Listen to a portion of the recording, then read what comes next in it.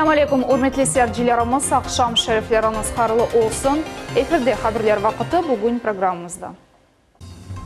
Yaltada Великое русское слово adlı 12. Halkara festival açıldı. Ahmetjit arabalar parkına 50 yana avtobus qoşmağa planlaştırı. Paytaxtımızda aşayt mahsulat saqat assorti supermarketi çalışmay. Bu paytaxt sakinleri ne düşüneler? Kitap aveskarları için yanılıq. Yaltada kitap aleyyaları açıldı. Bu vetiger lihalarını bizim yayınımızda seyretiniz.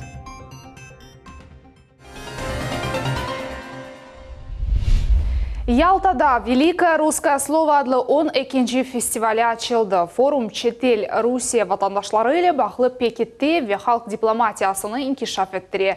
Bu sene merasimge dünyanın 42 devletinden musafirler geldi. Tafsilatlar Асан Абибулаев. О доблестях, о подвигах, о славе. Робин Флорес Қырымға ilk сефер келді. Ярамада Дүлберлігінің көрген сон өз тесуратларына Александр Блоктың шерлері или анлатта. Рус тілінде Достоевский ве Толстойдың бірінші томларына ойтап генш олғанында оқыды. Колумбиец чухысы рус классиклерінің эсерлеріні еңгелік или эсбердің оқуй. Приехал, потому что меня пригласили в качестве эксперта по культурному сотрудничеству. Кроме того, я являюсь президентом института имени Льва Толстого, которому больше 70 лет.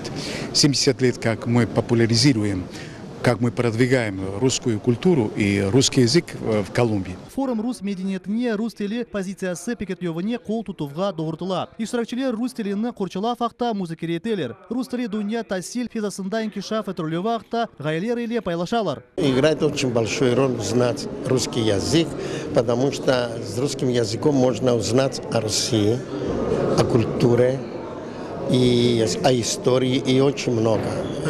Как вы знаете, на Западе редко переводят русскую литературу или что-нибудь, поэтому русский язык помогает изучить очень много про Россию, и поэтому я не скрываю, что на Кипре очень стараемся, чтобы распространили изучение русского языка. Рус тілі балалықтан Кипрді яшаған Андреас Василу өз балаларына ве торунларына рус тіліне севге ашлай. Жүнебейді Кипрді уата мектеп açıldı. Bu yerde bir istеген insan bu ulu тіліні огрене біле. Onun fikrince zemanevi dünyada rus тілінде laf etmek ve Ruseli мен балаларында малюмат алмақ пек muhim sayıla. Свой вклад в историю и культуру России внесли крымчане разных национальностей. Это великий художник Иван Айвазовский, сын армянского народа. Феодосийскую картину галерею имени Айвазовского ежегодно посещают десятки тысяч людей. Это великий просветитель тюркских народов, крымский татарин Исмаил Гаспринский, который, кстати, был городским головой Бахчисарая. В этом городе действует мемориальный музей Гаспринского. Это Карим Семен Дуван, известный филантроп, занимавший в начале 20 века пост городского головы Евпатории. Он многое сделал для превращения города в передовой курорт Российской империи. Памятник Дувана установлен в центре Евпатории. Это крымчак Илья Сильвинский, известный русский и советский поэт. Дом-музей Сильвинского находится в Симферополе. Это выдающийся композитор Алимдар Карманов, создатель удивительных симфоний, автор музыки гимна Республики Крым. Ел-елдан форум ой сынырларыны кенешлете. Ярамадаға өздерже четтел елетлері келе. Халқара Ливадия форумы дүнияда рус тіліне ве мединиетні илеретмек. Бұақта ғайлер ве тефселер ишлеп чықырмақ үшін пек келешекли ер сыйла. Мы услышали очень много новых, я бы сказала, новаторских идей. Стиль форума по итогам предыдущего мы информируем всех собравшихся, что было сделано. То есть это не просто собрались, поговорили и разъехались. Все те рекомендации, резолюция форума, она мониторится, ставится на контроль, дается поручение министерствам, ведомствам, другим структурам. И сегодня на руках у всех итоги работы по резолюции предыдущего форума. Русвиславия мединиетінің Великое русское слово адlı халқара фестиваль Қырымда енді 11-ci кере өткерелі. Bu sene форум 42 мемлекетте musafirlerini топлады. Фестиваль июньнің 12-сіне қадар девам edecek. Асан Абибулаев, Асан Зивадинов, Милет телеканалы. Kitap aveskarları için yanılıq. Yaltada kitap aleyyaları açıldı. Sankt-Peterburg şehrinin yazlıq kitap aleyyaları Kırımға endi ikinci kere keldiler. Çeşit janrlarda binlerce kitap. Bu yerde en büyük, en bala özü için edebiyat tapabile. Bu liha Halkara Festival çerçevesinde geçe kitaplarını endi muhbirimiz Aşı Şulakova okudu. Ялта шәрінің ялы бойында адам чоқ. Туристлер кешкен кеткенлер бар, ама бу ерге махсус келгенлер да зияды. Язлық китап аллеялары адлы уникаль фестиваль экинчи кере китапларны севгенлерні бірлештіре. Мында 30-дан зияды тиджари павильонлар, Қырым ве Санкт-Петербург нешриатларының мақсуатлары тағдым етілген. Китапларның жанрлары чешшыт, бурухия, тарих, бала эдебияты. Эркез бегенген китапны тапар. Там собраны самые популярные ходовые легенды Крыма, самые популярные, да. Булейханың популярлығы ел-елдан арта. Китап аллеялары оқуйчыларны эм оқу залына, эм китап дүкенына, эм де Игленже паркына далдыра. Очень красиво, весело, очень приятно. Очень понравились люди, великолепная атмосфера. Все замечательно. Фестивальның айрым муйтыны китап шекілінде ясалған скемлелер ярата. Оларның үстінде классик эсерлерден парчалар язылы. Айдывамында Ялта сәкінлері ве мусафирлер мастер-классларда иштирак ете білелер. Кичик театрның сейірчілері олмақ мүмкін чешіт мунақашаларда иштирак етмек ве керекли китапларны сатын алмақ имканлары ачыла. Вы знаете, очень хорошо идет литература по краеведению. То есть все хотят знать, как и приезжие, так и местные, историю Крыма. Ну и очень хороший спрос всегда. Это самое в любое время года, это детская литература, конечно. Лариса Афанасьева Қырымда яшай. Ярмалыққа торуны иле келді айтаки. Китапқа севгі балалықтан ашлана. В основном мы стараемся убрать из рук смартфон и дать в руки книгу ребенку. Вот только так. Вы будете читать? Ну да, он выбрал сам, кстати. Я не хвастаюсь. Чем заинтересовала вас эта книга? Об истории Крыма почитать интересно. Фестивальның тантаналы ачылуында шерефли мусафирлер де иштирак еттілер. Олар фестиваль иштиракчилерінен китап ярмалығының чешлігі иле таныш олдылар. Тедбір тешкілячылары вегонулилер иле конуштылар. Сами это книжки читаете? Ну, расскажите. На планшете или бумажной? Когда получается так, что в метро едешь, что лучше на электронщину, но сразу переключаешься на книгу, потому что... Қырым Жұмхуриеті Назирлер Шурасының рейс муавины Дмитрий Полонский қайдеттіке. Бұл сене фестиваль пек чоқ зияречелерін топлады. Бұл шер сәкинлерінің ве мусафирлерінің курортқа бұйық мерағы ақта малюмат бере. Эти наши уже вторые в этом году книжные аллеи. Это вот лучшее подтверждение нашей такой хорошей дружбы с Санкт-Петербургом. И эта дружба, она воплощается в конкретные абсолютно проекты, которые имеют абсолютно прикладное значение, имеют пользу большую. Язлық китап аллеялары адлы фестивальның тешкілячылары Санкт-Петербург шерінің Нешір ве Кутлеви малюмат васталары или Бах комитеты ве Қырым Жұмхуриеті ички сиясет малюмат ве Бах назирлігі олалар. Мы видим, что востребованность такого проекта есть. Мы очень благодарны руководству города, что они пошли на реализацию этого проекта. И если мы в прошлом году были здесь неделю, то в этом году с легкой руки руководителя мы здесь будем стоять целый месяц. Это как раз говорит о том, что когда есть заинтересованность руководства, есть и результат. Бір айдывамында Иркун Ялта сакиллері ве мусафирлері үшін цирк шоулары атеш фестивалі ве кяғыт шоусы бекленілі. Әрі атлық күнлері семевзуй олажақ. Бұл соқақ ветник уикендлер. Генч оқуйчылар үшін махсус интерактив павильон ве амели сүзлі санат ұсталарының ярмалығы тешкіл олынажақ. Айша Шулакова, Виталий Голубев, Миллет үшін Ялта шерінден. Энді ярын Русия президенті Владимир Путин или он 6-й жанлы бақ кечежек. О Русия гражданларының суалеріне жева бережек. Ахмежи сакелерінің насыл меселлер рацызлай. Бізім соравларымыз нетижесінде Қырым сакелерінің ичсимаи төлевлер суалері рацызлағаны көрдік. Я заметила, что вот у наших учителей, это же, конечно, важная профессия, но они получают слишком мало. У них маленькая зарплата. Есть ли возможность как-нибудь это повысить? Потому что это важная профессия. Почему учителя зарабатывают так мало? Вот я хотела бы задать вопрос, что он думает о том, как поднять уровень жизни наших пенсионеров. Главный вопрос, когда будет доделана Таврида. Вот это сейчас больной вопрос, потому что пробки, весь Симферополь стоит в пробках. Я не вопрос бы задала, я бы, наверное, поблагодарила за те изменения, которые происходят в нашем Крыму. Когда мы перестанем переделывать, когда мы получим достойный орган контроля. То есть мой вопрос, достойные властимущие люди, чиновники, они у нас будут когда-то? Я бы у него спросила, я живу в селе, село Краснолесье Симферопольского района. Я бы спросила у президента, когда-то газифицируют весь Крым полностью? Это очень вопрос важный. И российские дороги очень волнуют. Я бы задала вопрос, нельзя ли пересмотреть правила проведения ЕГЭ для старшеклассников? Украин сынырчылары этираф еттілер, олар Русияге қаршы тұрып олмайлар. Бұақта Украина Девлет сынырчылар қызметінің матбуат кәтібі Олег Слободян хабар атты. Евелері Девлет сынырының қызметшілері білдірген еділер апрель айындан башлап, Русия тарафы азақ денізден кешкен гемелеріні күн тоқтатажақ ве бақажақ. Федераль қасызлық қызметінде қайт еттілер кет ешкірувлер халқыра дениз ұқуқларына бинаен кечірілі. Хатırlatамыз, март айының соңында Украин сынырчылар Норд экипажының хадимлеріні яқаладылар. Гемеде экипажының 10 азасы болуына еділер, олар эпосы, қырым сакенлері оларны эпосыны яқаладылар. Оларның арасында 9 қызметшіне пара жезасы тайынленді, капитаны 5 жылға жапске алына біле. Ахмежете бензин фияты бір авта девамында 3%-ға арты. НЗД 95-ші бензинның фияты көтерілді. Бұақта Крымстат идаресінің матбуат қызмет хабер етті. Шымды 95-ші бензин кемер яқыт қою станцияларында 50 рубле тұра. Хатırlatамыз, Русия Федерациясының акиметі ермай шirketlері или яқарлық фиятларыны белгілемек ақта анлашты. Вице-премьер Назар Дмитрий Казак анлаты ки трейдерлер için фискаль төлевлер эксіледжек.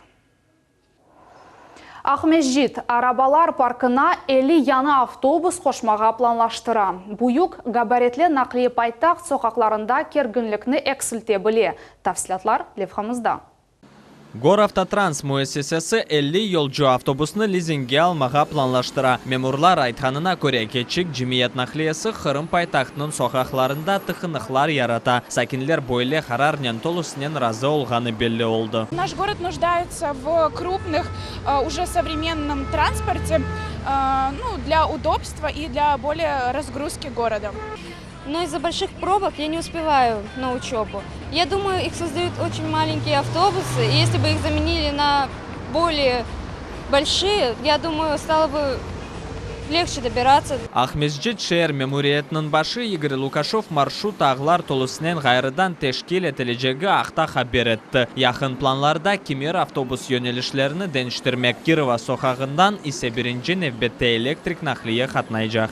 Это вопрос о новых маршрутах, то, что мы презентовали. Мы сейчас дорабатываем эти вещи, комплексная программа по реорганизации всей маршрутной сети в городе Симферополе. В том числе порядка будет 320 автобусов, где-то 140-150 троллейбусов, в зависимости от того, как там новые маршруты пойдут.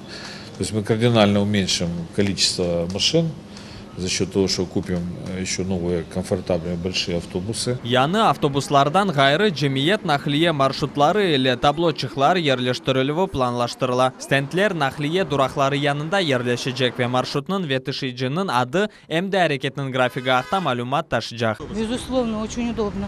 Расписание, человек сам располагает своим временем, и в определенное время также не будет толкучки на остановках. Не на всех маршрутках указано направление движения, а на остановках люди будут наглядно видеть и расписание, и сколько ждать им следующего автобуса. Büyük автобуслар ақиқатнінде баяғы онайтлы, ама олар соқақларда тықынықлар олмамазлығы үшін ярдым етежеклермі? Бұны тек вақыт көстерер. Энвер Аблезис, Магомед Нестуров, Миллет үшін. Ахмежете энді бір қач күн ашайт мақсулат сақат асарти супермаркеті чалышмай ошарның мерkezінде ерлеші. Тюкені Киев район махкемесінің қарары бойынша қапаттылар. Бұл хаберге Ахмежет шарының сакенлері насыл бақалар ажиба бізім телевизион тақым білді. Мы только что узнали. Ну, конечно, обидно, придется искать другой магазин. Жарко, хотели взять воды, мороженое. Ну, закрыли, значит, есть необходимость в этом. К сожалению, я этого не знала. Но, наверное, может, что-то будет. А я не знаю, туда давно не хожу. Неудобно. Конечно, была недовольна, как всегда. Ну и слава богу. Тюкянын іші тоқтатылығы бойынша әмді Ахмежет шәр мемориятының башы Игорь Лукашов изат берді. Оның фікіріне же бұл ал әрет доғырмай, бөлет әдбірлер бүтін мемлекетте кечіріле әршей хавсызлықнен бағылы. Долгое время не обращали внимания на пожарную безопасность. Наверное, приведут в порядок пожарную безопасность владельцы здания и откроют одно требование, это же требование федеральных властей и президента проверить все-таки, у нас не повторилась какая-то трагедия. Конечно, за этим нужно следить. Это очень такой важный процесс. И я думаю, что люди пойдут на то, чтобы сделать правильно пожарную безопасность, заменить где все нужно, не нужно какие-то придирки. еще что-то. Это касается нашей безопасности общей.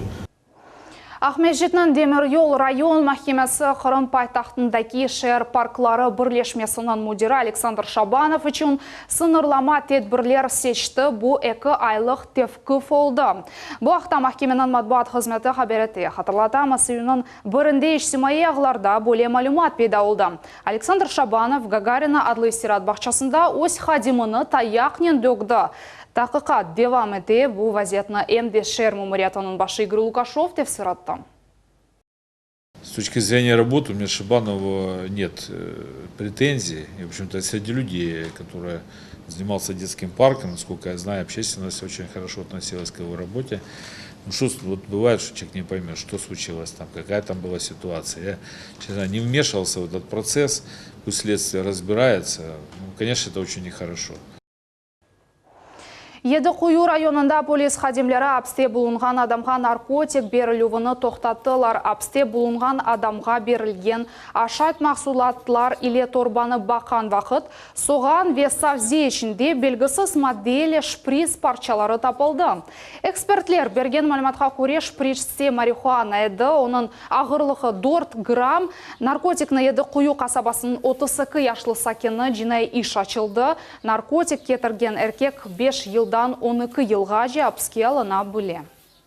Следственным отделом ОМВД России по Ленинскому району возбуждено уголовное дело по признакам преступления, предусмотренного частью 2 статьи 228.1 Уголовного кодекса Российской Федерации. Санкция статьи предусматривает наказание в виде лишения свободы на срок от 5 до 12 лет. Qırım sakinleri Азамат Закуев ve Сослан Хинчагов Романияда қалибе қазандылар. Юниорлар бойынша, сербест күреш бойынша халқара турнирде өз чеки категорияларында бірден 2 қырымлы қалибе қазандылар. Ярыш Бухарестте кечті. Ахмежитлі Азамат Закуев 92 килоға чекиде үстін шықты. Ал ұшта сакені Сослан Хинчагов есе 125 килоға. Ярышларда сербест ve Юнан Рома күрешелі оғрашқан тахминен 700 юниор күрешші штырак етті. Олар Романия, Русия, Украина, Молдавия, Гурджистан, Канада, Қазақстан ve digер мемлекетлерінден келділер. Умум тақым зачетта біздің спортшыларымыз Иран жима тақыма yol беріп, 5 алтын ve 2 күміш медаль қазандылар ve 2-ші yerге чықтылар. Qırım Federal Üniversiteti'nin rektori vazifesini eda etken Andrey Falaleyev üniversitette okuyanlar şurasının vekilleriyle kuruştu. Bu kuruşunu studentler yarım yıl beklediler. Tedbirde studentlerinin turmuş şarayetleri muzakere etildi. Studentlerinin aş-su meselesi de ko'tarildi ve tek baş binada degildi. Ali Okuf yurtının eposi bölüklerinde bu mesele en keskin şekilde Bahçesaray mimarçılık, kuruculuk ve dizayn колледжінде MD Георгиевский одна ТИБИ Академия Тура. Есть структурные подразделения филиалы, где столовые работают как буфеты. Да, ребята могут только сесть булочку, запить кофе. А какую-то горячую пищу, да, первое, второе, они там не могут получить, потому что там идут ремонты, скажем, да, уже длительное время в каких-то помещениях, которые могли бы быть предназначены для этого. То есть вот эти вещи мы хотели бы обсудить, когда ждать вообще в этом отношении решений. Корышевде университетінің оқув корпусларында интернет или құланув, ашханеде фиатлар, емде ятақханеде яшайыш шарайтлары ақта сөз көрсетілді. В этом году Крымский федеральный университет уже объявил конкурсную процедуру на 100 миллионов рублей на капитального ремонта. В первую очередь там общежитие, и никаких других объектов мы не включаем, потому что социально важные объекты. Мы понимаем, что общежития в данный момент пришли в некий упадок, их необходимо. Объектов у нас достаточно много, 29 общежитий, все они нуждаются, ну, кроме буквально единиц, нуждаются в капитальном ремонте, поэтому дополнительно мы проговариваем с главой республики Сергеем Валерьевичем Аксеновым о выделении дополнительных средств, и он всячески поддерживает это. Енді более көрішулер мұнтазам суретте кечірілежек, бұл ал университетте олған меселеріні тез чезмеге имкан бережек. Бұнен бері Андрей Фалалеев қайтыты ки бүгін локаль вазифелеріні чезмек үшін мұстақыл шекілде пара қазанмақ мүмкін. Июньнің 12-де Русия күні қайт етіле. Бұл себептен Русияларны учыратлық күні вепарлақ программа беклей. Esas тәдбірлер Ахмеджетте Ленина мейданында саба 10-дан ақшам 22-ге кечірілежек, спортчылар ось нуминеви чықышларны көстережеклер, мастер-класслар ве халк зенаты ярмалығы тешкіл олунажақ ве Жумхуриятының белі артистлері ижади коллективлер чықышта болунажақлар. Шымдылық бұл олған мәліматларымыз әді еніміздан соны Мираба Рамазан программасы жанлы эфирінде тақдим етілежек. Қашырмаңыз.